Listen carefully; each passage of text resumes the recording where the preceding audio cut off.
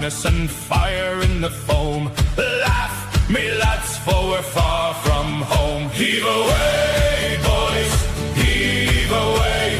Drink your rum till break of day. One for the gold and one for the grave. Heave away, the sea won't save. Hey!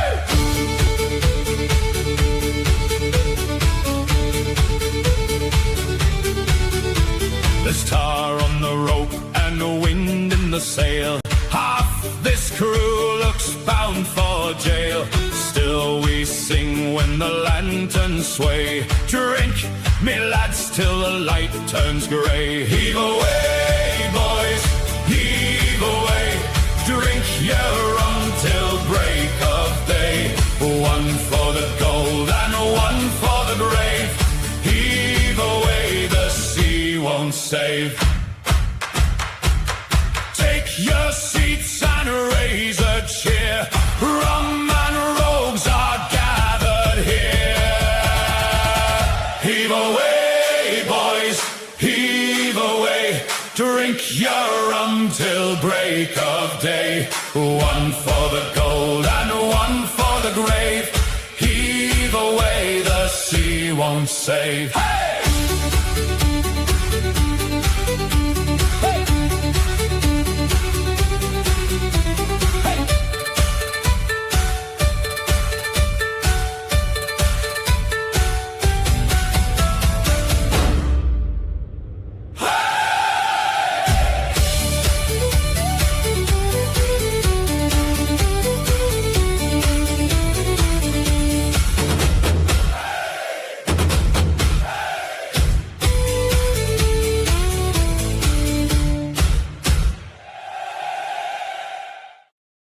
Good evening. If there's anything bloodthirstier than a werewolf, it's probably a pirate. And the KLRN radio crew is going to play it a little safe. Now, if vampires and their ilk leave you as uncannily cold as old Dracula himself, who was stalked down firmly and, it has to be hoped, permanently in his own family plot last week, then there are figures to prove that you are susceptible to buried treasure. We calculate that no decent law-abiding citizen is immune to pirates. There are cowboys and Indians, there are gangsters and G-men, but these delights are inconsistent, kind of like a short skirt. I don't care how young you are, nothing charms, nothing ingrates, nothing wins like a one-legged, double-barreled buccaneer with earrings, a handkerchief on his head, and a knife in his teeth. What could be more appropriate on the starboard rail of your four-masted brigantine? If you haven't a four-masted brigantine, why not? Instead, you'd have Treasure Island. It's in your library because it's a great English classic, or at least it should be there. And this evening, because it is a great story, it's now on your podcast network, your Twitter feeds, anywhere that you can possibly listen. Once there was a small boy who asked his stepfather, who had written a number of books, please, write something interesting for once. The stepfather, seeing his point immediately, contributed a serial to something repugnant called Young Folks, a periodical circulated among the section of the English nation known as Tiny Tots, who were very prevalent in the 80s, the 1880s. The name of the serial was The Sea Cook by Captain George North, and if the Tiny Tots didn't think it was interesting, well, they should have been boiled in oil. So the story was begun, the stepfather says, on a chill September morning by the cheek of a brisk fire, and the rain drumming on the window. The small boy himself helped a lot, even though Captain North got the credit, and so did a third and equally incurable small boy, the author's father. They drew a map first, a chart of an island showing very queer and wonderful attractions. Spyglass Shoulder, for instance, and Skeleton Island, and the North Cache with a bar silver. And then, on that chill September morning, by the brisk fire of theirs, the three plotters buried their plunder. Doubloons, gold and silver, and rich jewels, and pieces of 8, a fine beer, by the way. That's why the story was finally called Treasure Island. It's foolish to guess who's turned it into a broadcast, but in some way, well, we who are going to retell this story, hopefully devoutly with some liberties, that he who the Samoans laid to rest in the hills of their own faraway Treasure Island, and who is still known out there as only the great teller of tales, would not wish tonight, as he did so unaccountably at first, to suppress the real name of Captain George North. Now, the small boy, of course, should have been decorated. It's a better world because he asked for something interesting. But then he was lucky. There are millions and millions of small boys out there. For this is Treasure Island by Robert Louis Stevenson, and it is being brought to you tonight by our dear friends over at Wilmuth Farms. Good evening, listeners. This is Ernest Wilmuth speaking. Tonight, the KLRN players invite you to set sail on one of the great adventure tales of all time, Robert Louis Stevenson's Treasure Island. Some months ago, the growers of Wilmuth Family Turnips went looking for a fine springtime gift to share with all of our friends and neighbors. We found it in this story, first published in 1883, a thrilling tale of buried gold, bold voyages, treachery on the high seas, and the courage it takes to hold steady when the map runs dark. For generations, Treasure Island has stirred the imaginations of young and old alike, carrying readers from quiet hearts to the rolling decks and far-off shores. And tonight, we are proud to bring you this as our springtime offering. This presentation comes to you with our sincere thanks for your kindness and patronage through the seasons gone by, and with the hope that tonight's performance may bring a bit of adventure to your home without any of the inconvenience of mutiny or sea spray. But it's more than that, because whether a man makes his living behind a ship's wheel or behind a plow, he knows the value of wholesome food, steady hands, and a well-stocked table. It used to be thought that turnips were meant only for hearty winter suppers, but really, that isn't so at all. Springtime brings its own appetites, and families like to keep plenty of good roots and turbos on hand for crisp salads, a savory mash, or piping hot dishes ready in a jiffy after a long day's work or play. Why, even the most weathered sailor might be improved by a proper serving of turnips, though we make no promises about his singing voice. There's health and happiness in good turnips, and your grocer has Wilmuth's turnips, all 23 of our delicious varieties, fresh from the fields and fit for every table from Grover's Mill to the Spanish Main. And now for the KLRN Players presentation of Treasure Island, brought to you by Wilmuth Family Turnips.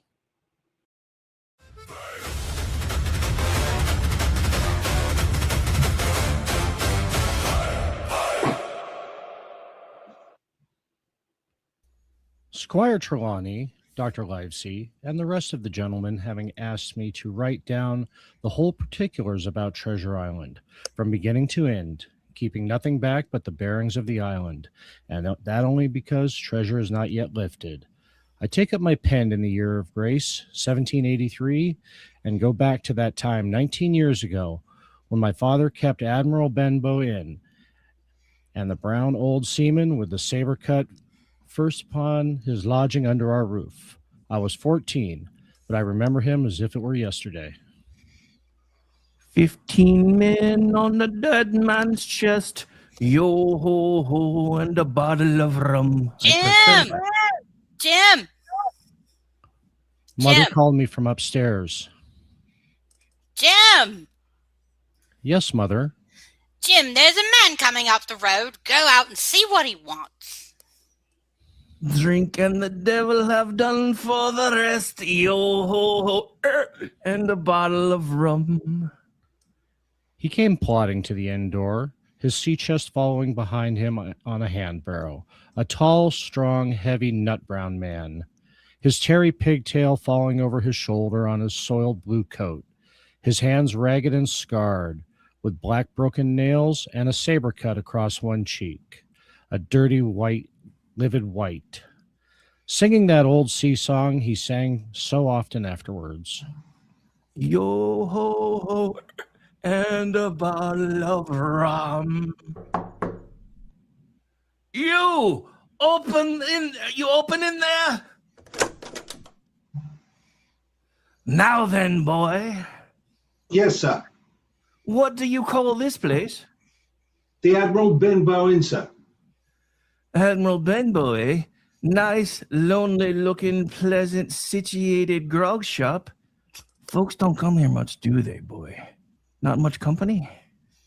No, sir. More's the pity. Well, says you, I for one am a ship's captain, not one for much company. So for me, that will do nicely. No, well, then this will be the berth for me. I am a plain man. Rum and bacon, eggs is all I want. Maybe a mint julep from time to time. And that head up there for to watch ships off. I've a mind to stay here a bit. Here you, matey, with the wheelbarrow. Bring up alongside. Help up my chest. You too, boy. It's heavy. Yes, sir. Call me captain, boy. Captain. I am Yes, a captain. Sure. Just Captain. one thing more. Yes, Captain. You ain't seen him, have you? No, sir. Who do you mean? Along the road, maybe. You might see him somewhere. You can't tell. Let me know if you do. Boy, a seafaring man. Yes, sir. With one leg. Yes, sir. Captain! Yes, Damn it, Captain. I'm a captain. I got it, Captain. Got it. Right. Bring me a noggin of rum, boy.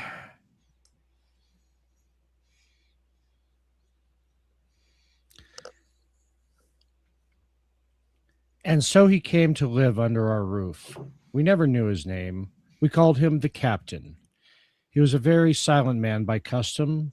All day he hung around the cove or up on the cliffs with a brass telescope, staring out at the sea.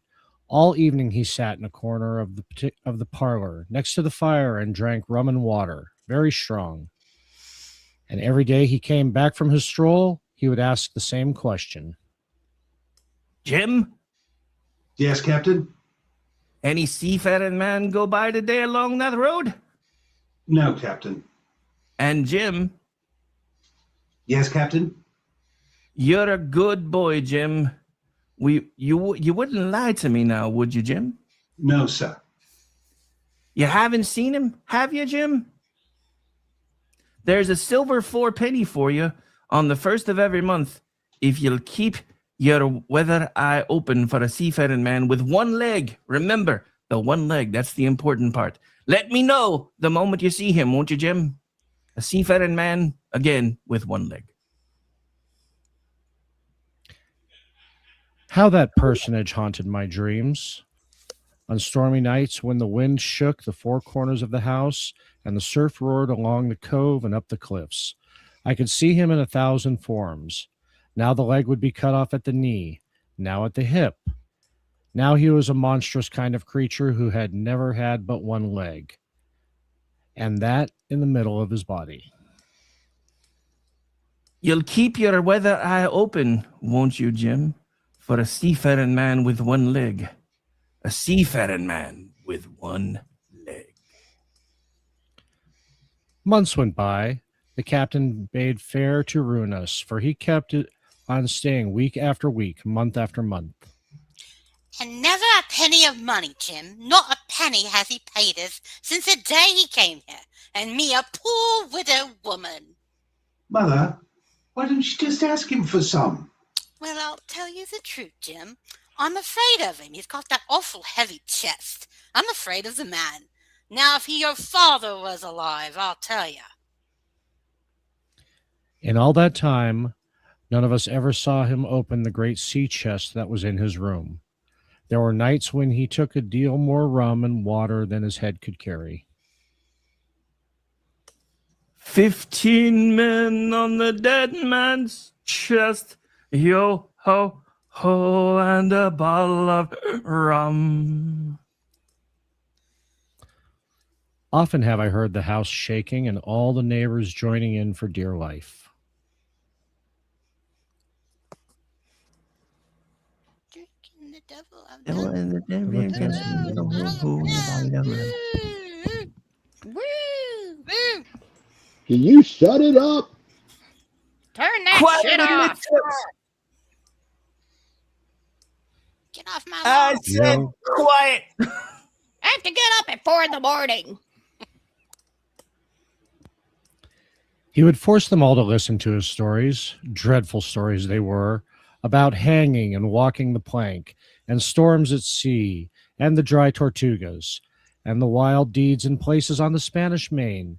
By his own account, he must have lived his life among some of the wickedest men God has ever allowed upon the sea.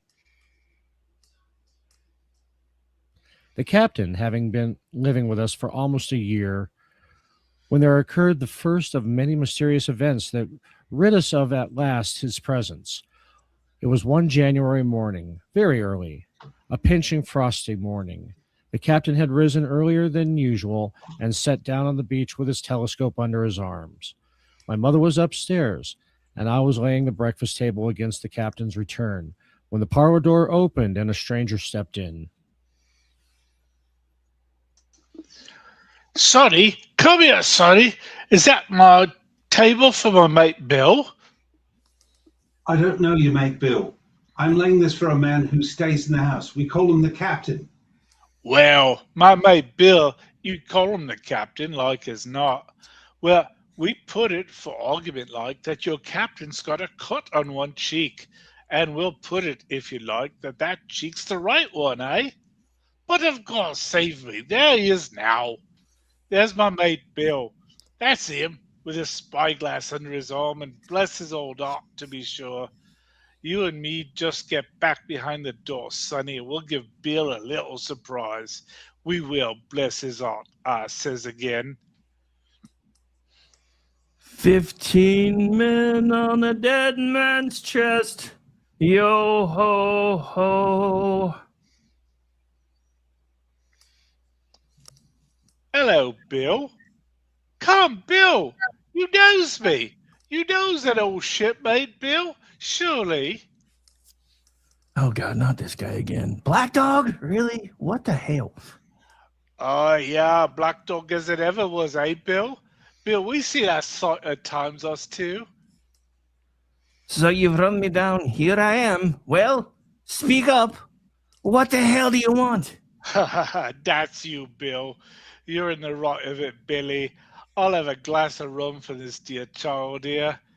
What I've took such a liking to, and we'll sit down, if you please, and talk square, like all shipmates. Sit down, Bill. And you, Sonny, get aft. Yes, sir. And none of your keyholes on me, d'ya hear? For a while, I could hear nothing but low gabbing. Suddenly, the voices began to grow higher. No, no, no. And an end of it. If it comes to swinging, swing all, say I. Ah! Ah! Ah! Ah! I saw Black Dog, streaming blood running off down the hill. Presently, the captain returned, alone. Jim, give me some of that rum. Captain, are you hurt? I must get away from here. Get away. That's what. I must get away, and I must do so now. What's happened, Jim? What's happened? You say it's the captain, eh? It's the captain. Oh, dearie me, what a disgrace. Can you smell that? Do you smell that? I've been afraid of something like this ever since he came into the house with that old heavy chest of his.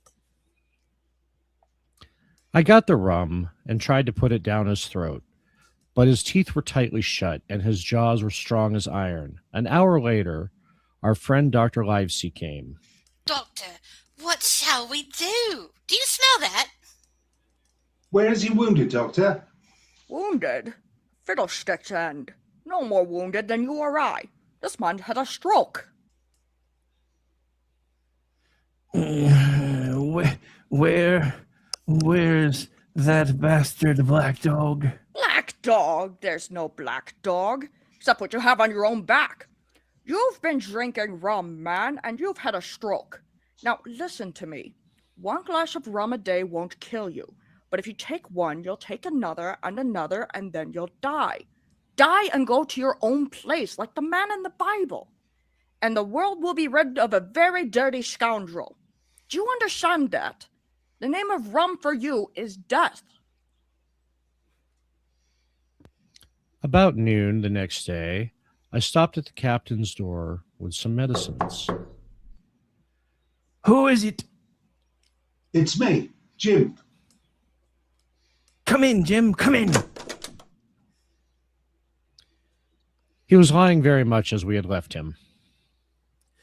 Jim, you're the only one here that's worth anything.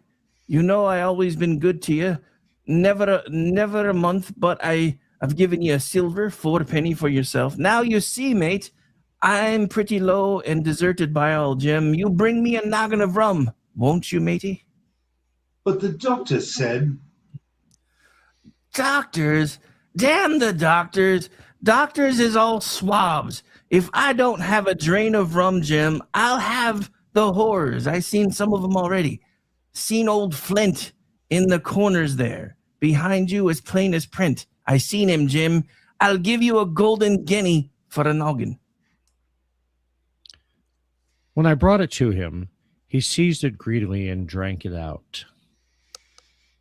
Aye, that's some better sure enough. Now, matey, did that doctor say how long I was to lie here in this old berth? Why, a week at least. Thunder, a week? I cannot do that. They've had the black spot on me by then. The lubbers is gone about getting the wind of me. This blessed moment, lubbers is couldn't keep what they got. They want to nail one another's. It's to me old sea chest, Jim. The thing they're after. They'll tip me the black spot. I know it. I was first mate. I was old Flint's first mate, and I'm the only one who knows the place he buried it. He gave it me at Savannah, where he lay a-dying. Well, what's the black spot, Captain? A summons from old Flint's crew. A summons, and them as gets it. Jim is lucky when they're dead. So, a week went by, and then about 3 o'clock of a bitter, foggy, frosty afternoon, I saw someone drawing slowly near along the road. He was plainly blind, for he tapped before him with a stick, and he wore a great green shade over his eyes and nose, and he was hunched, as if with age or weakness, and wore a huge old tattered sea cloak with a hood. Go on, Christian friends, take pity on a blind mariner who lost his precious sight of his eyes in the gracious defence of his native country, England. And God bless King George. Where or in what port of the country he be now? You're at the Admiral Benbow Inn, sailor. Eh?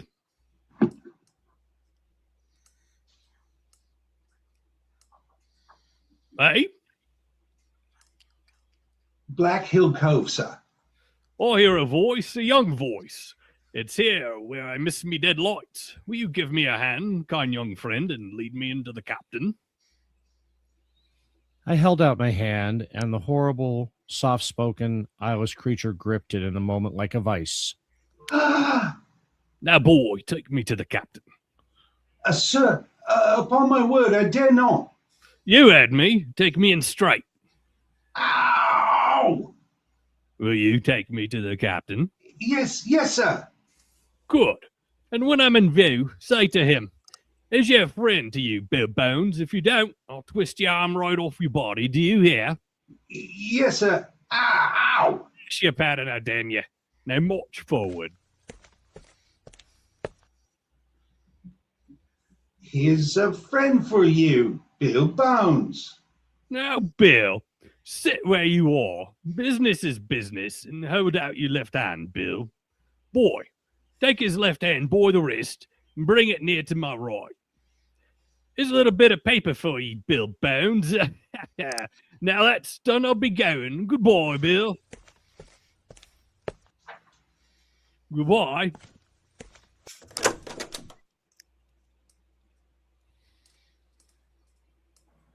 Jim? Yes, Captain. What time is it, Jim? 10 o'clock.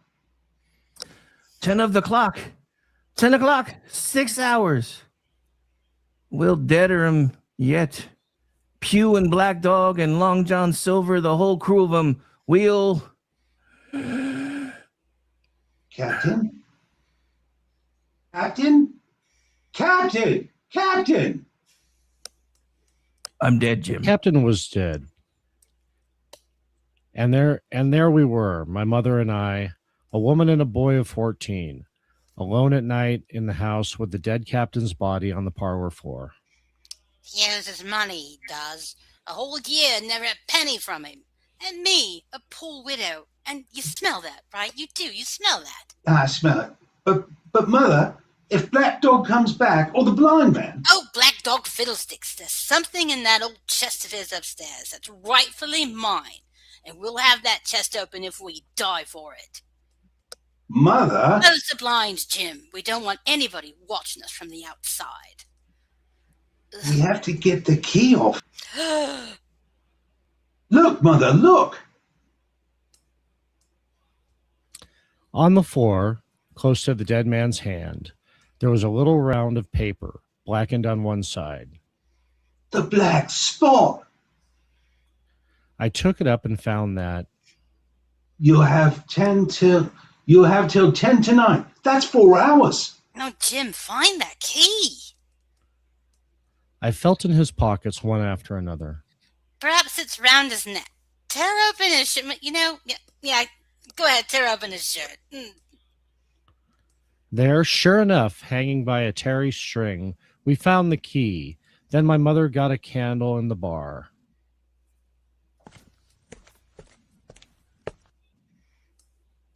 And holding each other's hands, we went upstairs to his room.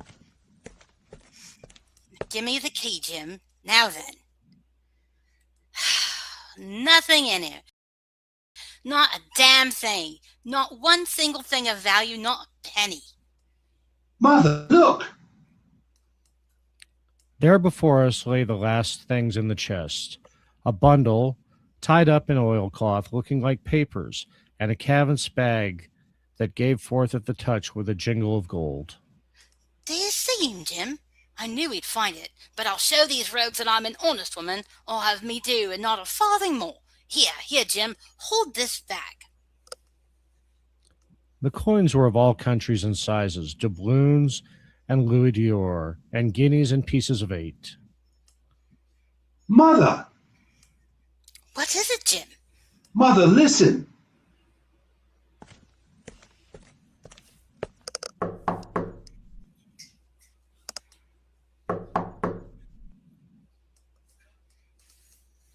Come, Mother.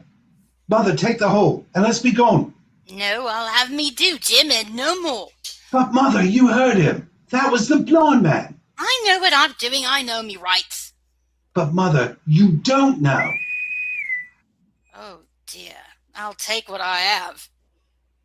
And I'll take these papers. Quick, Mother, quick! Take my hand. Next moment, we had opened the door and were in full retreat towards the village. Look, Jim, over the hill. There they come. Run, Mother! Mother, run! Oh, Jim, I'm going to faint. I'm old now, Jim. Hold on. Oh, Jim, take the money and go Mother! on. Mother! She had fainted. I managed somehow to drag her down the bank into the shadows of the ditch.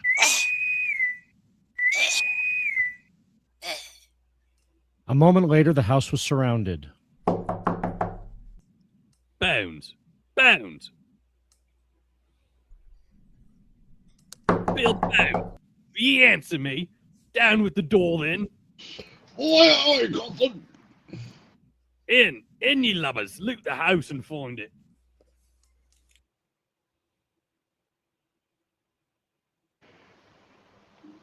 Bill's dead! Hey, Pew. Bill's dead. Fetch him. ye shrieking lobbers, and the rest of ye, aloft and get that chest. I want the rum. It was a good thing my mother had fainted, or she would have had to have watched with me while our poor house was pulled apart and smashed. Whatever it was they were after, they did not find it. Well, is it there? The money's there. Jim, what is it? What are they after? The map, Mother. Flint's map. Ah, shit. Hey, Pew, there's the signal. Scatty me, lads! Hold on, ye snakes, it's in the house. You know it. Shiver me so if it had me eyes. The signal, Pew. The signal. The Ye plane. Ye had your hands on hundreds, on thousands. Are you giving up now? You'd be as rich as kings if you'd find it. You'd know it's there. You stand there skulking. There wasn't one of your dread-faced Bill, and I did it, a blind man. I'm here to lose me chance for you, to be a poor crawling beggar sponging for rum when I might be rolling in a couch if you had a plug of a Weevil sea biscuit among the lot of ye. That's the last signal.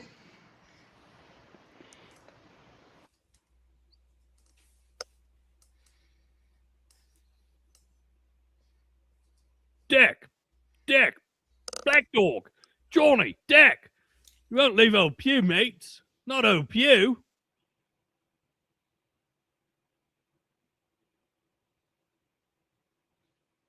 Johnny, Black Dog, don't leave old Pew. Don't.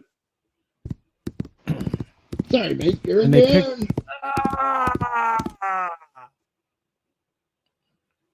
When they picked him up, he lay there on the road on his side.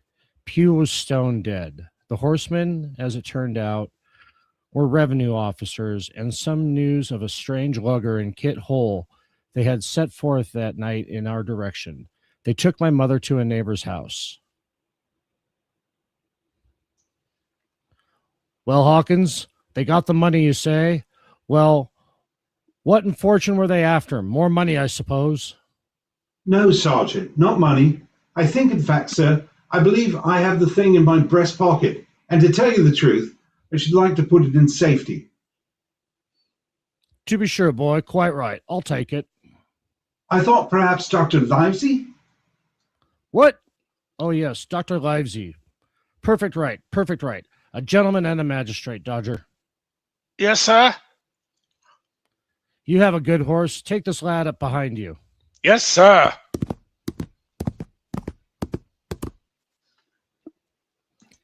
And we rode hard all the way back until we came to Dr. Livesey's door. Dr. Livesey? The doctor's supping tonight at Squire's. The squire? Oh, there we go, boy.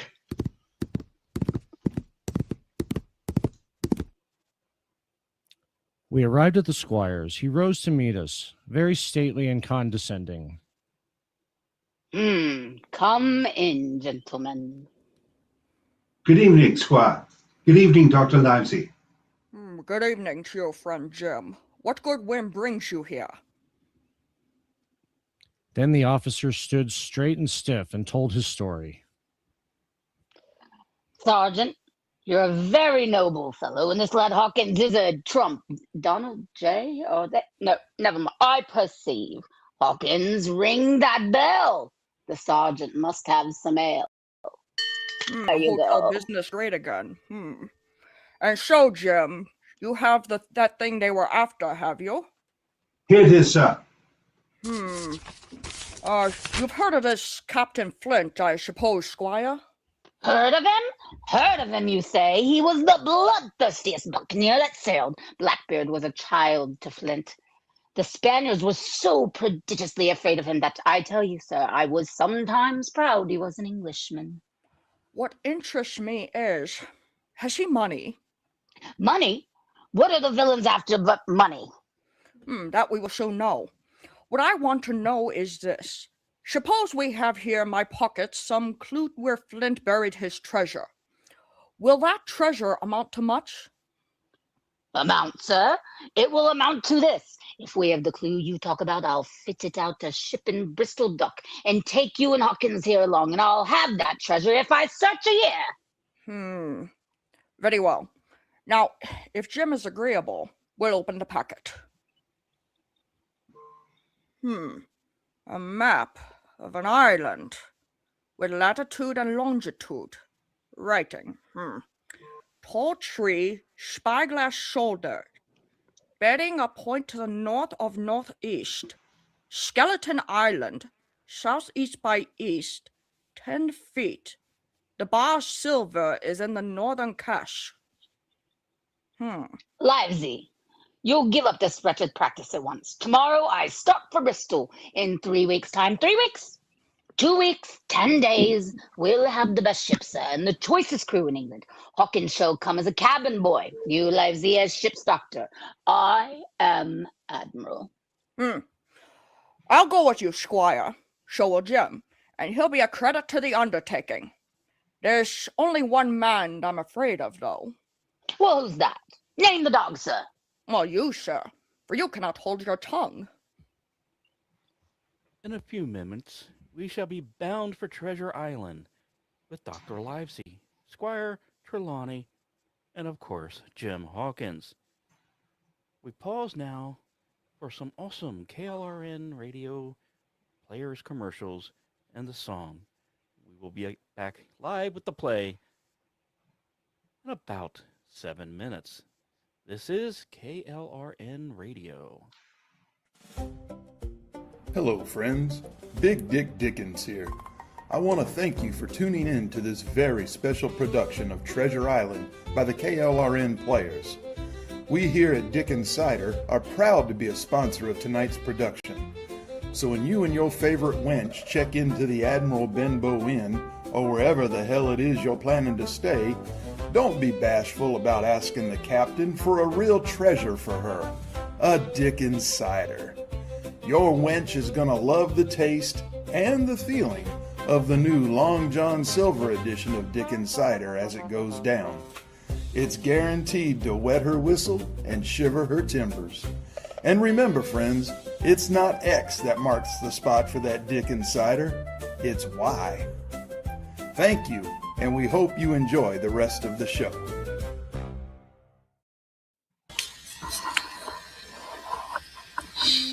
When life grows difficult, the wise turn to Old Domershire Reserve, made in the rolling green hills of Domershire and aged to a state of almost suspicious serenity.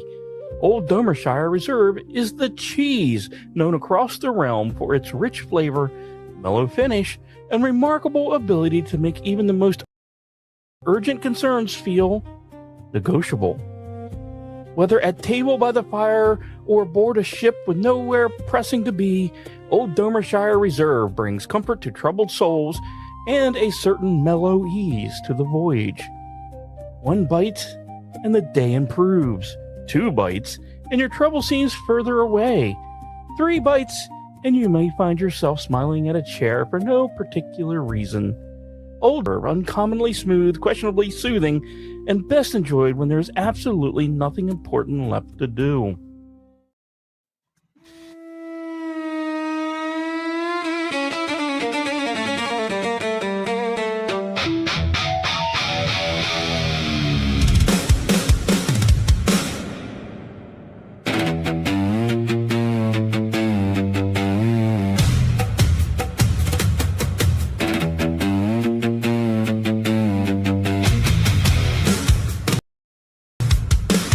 Black sea calls my name through the salt and the rain. I feel the pull again. The black sea calls my name. The dark rolls through my veins like fire without flame. I know I won't turn back. The black sea calls my name.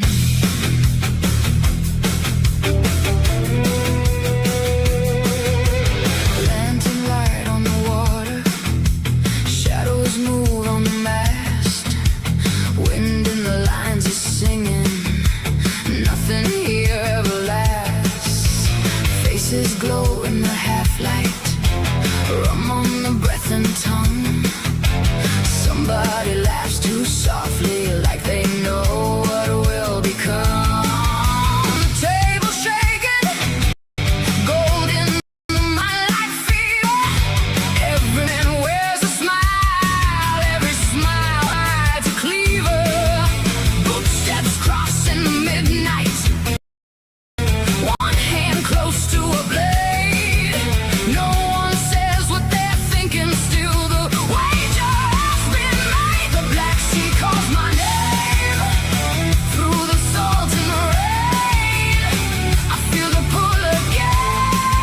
The black sea calls my name. The dark rolls through my veins, like fire without flame. I know I won't turn back. The black sea calls my name.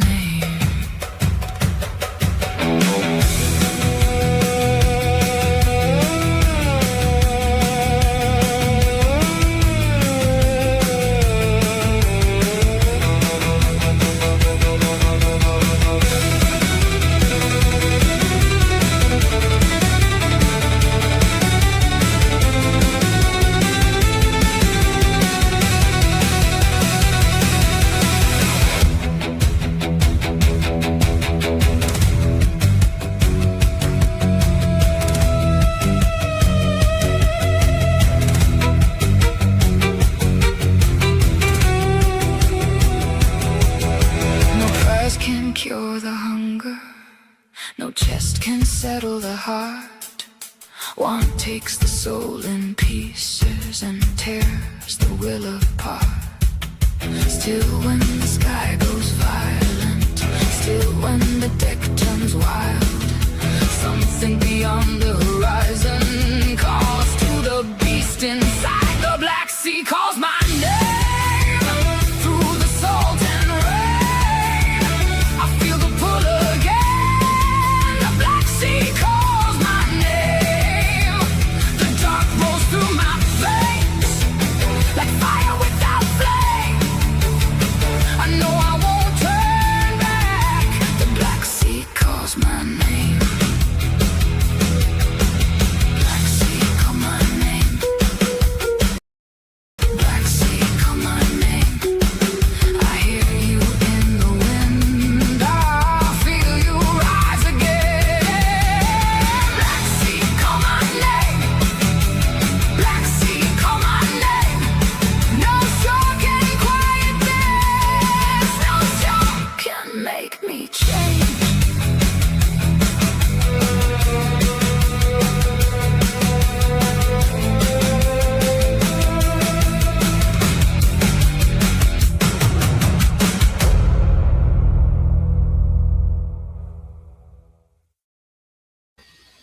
Tonight, KLRN players are presenting you Robert Louis Stevenson's Treasure Island. As Jim Hawkins was telling us, we are eager to leave the Benbow Inn behind and set out for the docks in Bristol. It was longer than the squire imagined ere we were ready for the sea. Weeks passed on. Then, one fine day, there came a letter from the squire, from Bristol. Dear Livesey, the ship is bought and fitted. She lies at anchor, ready for sea. It was the crew that delayed me till the most remarkable stroke of fortune brought me the very man that I required. I was standing on the dock when, by the merest accident, I fell in talk with him. He had hobbled down there that morning with a parrot on his shoulder to get a smell of salt. Yes, salt. Out of pure pity, I engaged him on the spot to be ship's cook. Long John Silver, he is called, and has lost a leg, but makes very good crunchies and perhaps a chicken plank. Well, sir, I thought I only found a cook, but it was a crew I'd discovered. Between Silver and myself, we got together in a few days a company of the toughest old salts imaginable. I declare we could fight a frigate. Seaward ho, hang the treasure. It's the glory of the sea that has turned my head. On the 16th of April, the schooner Hispaniola set sail from Bristol Harbor. It was more than 19 years ago, but I can remember it as if it was yesterday. Me in my new blue cabin boy's clothes. 19 years ago. Leaning over the rail, waving goodbye to my mother, and doing my best not to cry, for at the last moment, it sort of hurt to leave her. It was the first time I'd been away from home. Then, a little before noon, Captain Smollett gave an order. The boatswain sounded his pipe.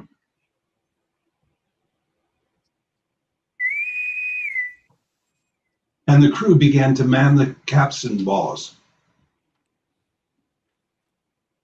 Soon the anchor was shored up. Soon it was hanging dripping at the bows. Soon the sail began to draw, and the land of the ship by the slip on either side. The Hispaniola had begun her voyage to the Isle of Treasure. On the second day out, I made the acquaintance of our one-legged ship cook, Long John Silver. Hey there, boy. Come on in. Come on into Long John's galley.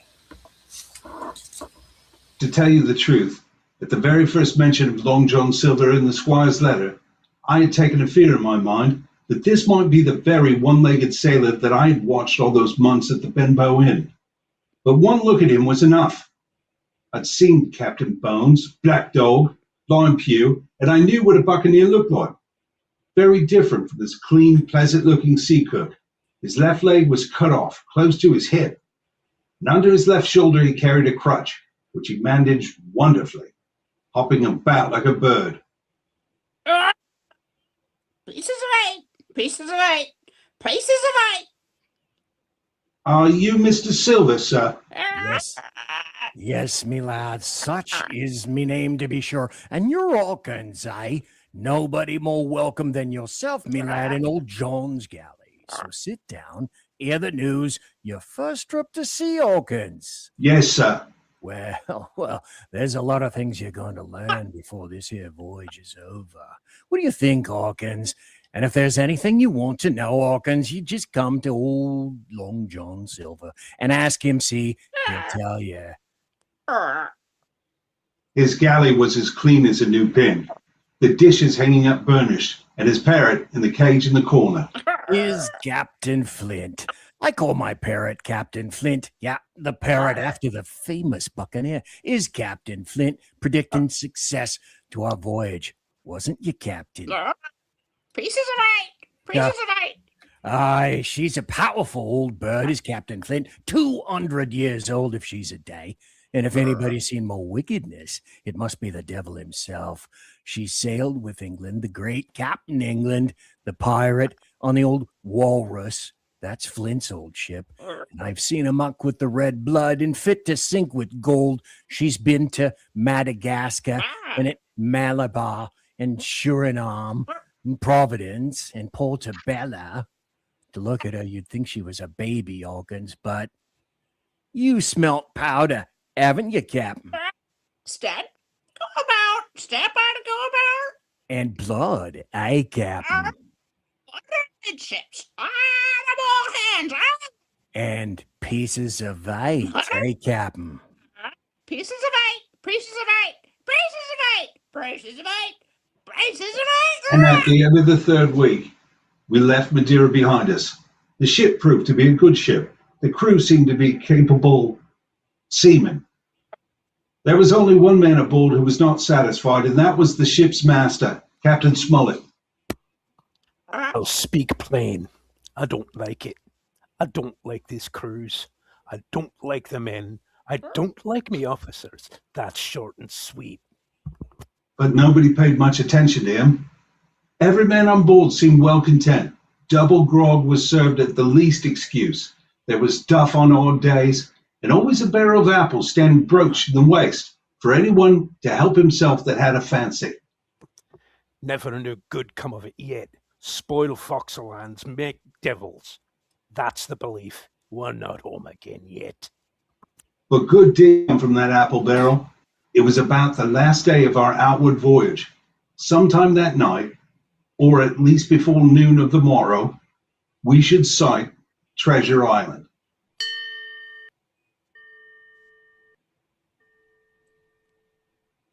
Just after sundown, when all my work was over, I thought I should like an apple. I ran on deck. The watch was all full forward, looking for the island. I got into the apple barrel, and suddenly I heard voices on deck.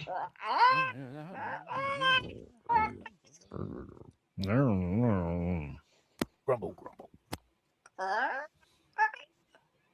Look out, barbecue. How long are we going to stand off in like a blessed bumboat? Boss Thunder, I want to go into that cabin. I do. I really do. I want the pickles and wine and cheese and all that. How long? By the powers, last moment I can manage, and that's how long. How many tall ships, think you, have I seen laid aboard? How many brisk lads dying in the sun at execution dock? And all this for the same hurry and hurry and hurry. He's a first-rate seaman. Captain Smollett sails the blessed ship for us. Yar, we're all seamen aboard here, I should think, or... All forecastle ends. You mean, I know the sort you are. You're never happy till you're drunk. Easy all along, John. I don't know where this treasure is, do I? No more than you, says you, and is this squire and doctor with a map and such. Well, now I mean this squire and doctor shall find the treasure for us and help us to get it aboard by the powers. After that... Yar! After that, what do we do with them, Long John Silver? After that, what do we do? Well, what would you think we does with them? Put them ashore like maroons? Or cut them down like that much pork? Duty is duty, mates. Wait. Here's what I says. When the time comes, why, let her rip. Land ho! What's that? What's that? Land ho! Circle K ho! Oh, we're so here.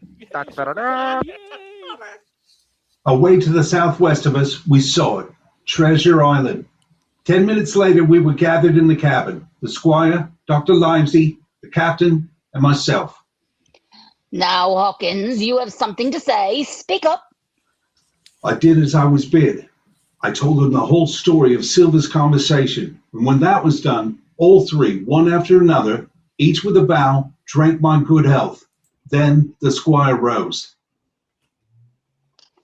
Jussie, Captain Smollett, you were right and I was wrong. I own myself an ass.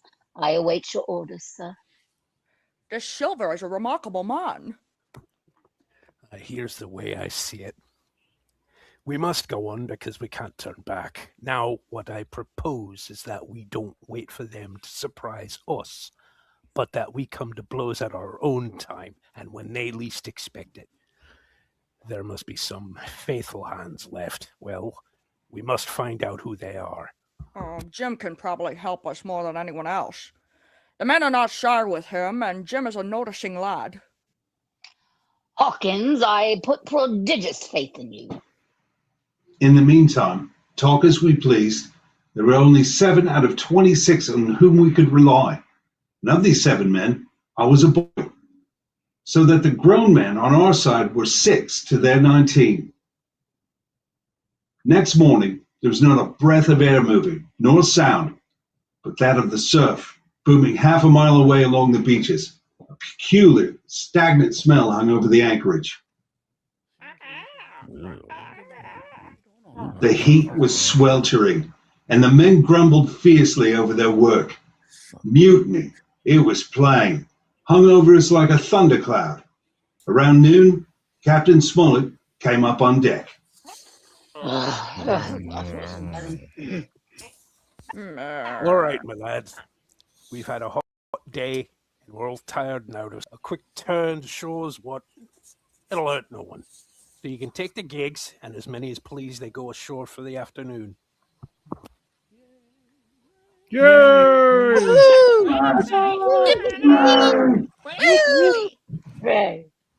Lennox answered with his life. Norway! Hey, wait a bit, man. What's the hurry? John Silver suspected a trick. He hopped around the deck on his one leg. What's the hurry, I say? Wait a bit, will you, men? Soon, the party was organized. 6 fellows were to stay on board and 13, including Silver, began to embark. Suddenly, I had a mad notion to go ashore too. In a jiffy, I had slipped over the side and crawled up in the foresheets of the nearest boat. No one took notice of me. The crews raced for the beach. No sooner had we touched the shore than I leaped out and plunged into the nearest thicket. Behind me, I could hear John Silver's voice. Hey, Jim, me boy, Jim, wait up, Jim. John Silver was quick at his work. 2 faithful members of the crew were murdered on the island that afternoon, only an hour after we landed. Ah! The second killing I saw with my own eyes, from where I lay hidden among the trees. Will you tell me you'll let me be yourself led away with that kind of a mess of swabs? Sure as God sees me, I'd sooner lose me hand than turn again me duty. Mate, it's because I think's gold dust of you. Gold dust. John Silver, you're a mate of mine no more. If I die like a dog, I die in me duty. You've killed Alan, have you? Kill me too if you can, but I defies you. He started to walk away. Try this, then. Long John whipped the crutch out of his armpit and sent it hurling through the air. Ah! I'm melting! Oh, wait, wrong play. Last play. It struck him in the back and killed him. Then Silver brought out a whistle. It didn't wait. So I ran. I ran as I'd never run before.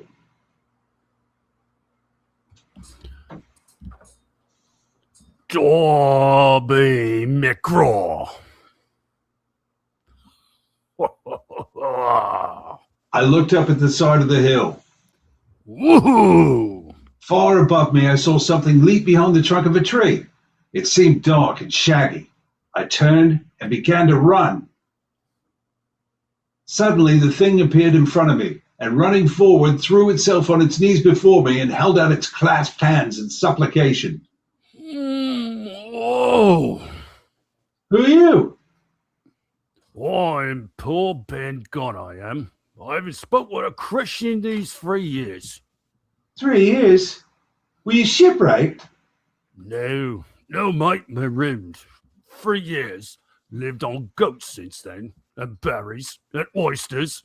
Oh, take a look down south, you can see what a mate that had on me. And me heart is sore for the Christian diet. You mustn't happen to have a piece of cheese on you now. No? Well, many's the night I've dreamed of cheese. Toasted mostly. And woke up again, and here I was. What do you call yourself, mate? Jim. Jim? Jim. Well, no, Jim. You wouldn't think I was as rich and looking me now, would you? Why, no. Not in particular. Ha! Well, but I am, Jim. I'm rich. Rich. Powerful rich. Oh, Jim, you'll bless your stars, you will. You was the first that found me. Woohoo! Suddenly, his eyes fell on the Hispaniola laying far below us. Between it and the land was the jolly boat, with 5 men moving toward shore. But I could not tell if they were our men or the mutineers. Jim, tell me true. That isn't Flint's ship, is it? It's not Flint's ship, and Flint is dead. There's some of Flint's hands aboard. Worse luck for the rest of us. Not a man with one leg? Silver? Hoo-hoo. But if you were sunk by Long John, hoo-hoo, I'm as good as pork, I know it. I was in Flint's ship with John Silver. The way old Flint buried his treasure. He and 6 along, 6 strong seamen. And I was ashore nigh on a week. And then one day, here comes Flint, by himself, in a little boat. And the 6 all dead and buried, along with the treasure. How he done it, not a man of us could make out. I told him the purpose of our voyage, and the predicament in which we now found ourselves. Oh, that Long John, he's a bad un. Then you're all in a clovitch, aren't you? Well, Gun's a man to help you. You tell your squire, Jim, Ben Gun's the man, and that's what you'll say. And Ben Gunn says that you has ideas of his own. Woo, look at that. Far below us, we saw a Union Jack fluttering in the air above the woods. Why, there's your friend, sure enough. More likely, it's the mutineers. No, mate. Sylvan Fly the Jolly Roger, that's your friend, sure enough. A shot in the old stockade made years ago by Flint. Whoa, what was that? That's the ship's cannon. They're shooting at the stockade. Come on!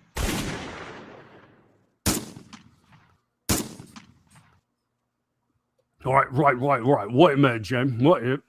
Ben Gunn's fly. Rum wouldn't bring me down there. But remember, Jim, Ben Gunn's the man to help you. And when Ben Gunn is wanted, you knows where to find him. So just where you found him today. I started to run towards the flag. Hey, Jim. Yes, sir? You won't forget that piece of cheese now, will you, mate?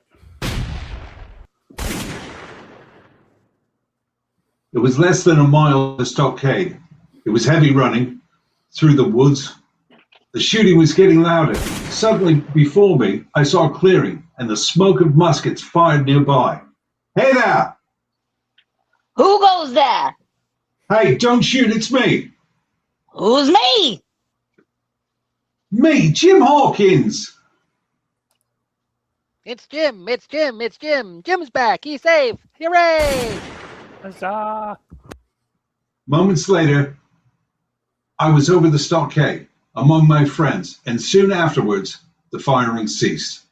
The mutineers were saving their powder. The stockade was a good place, with a paling 6 feet high all around it. We could have held it against a regiment, and here Captain Smollett decided to stay and await our enemy's next move. I told Dr. Livesey and the squire about Ben Gunn. Aye, flag a truce, flag a truce. Who's that? It's Silver. Keep indoors, men. 10 to 1. This is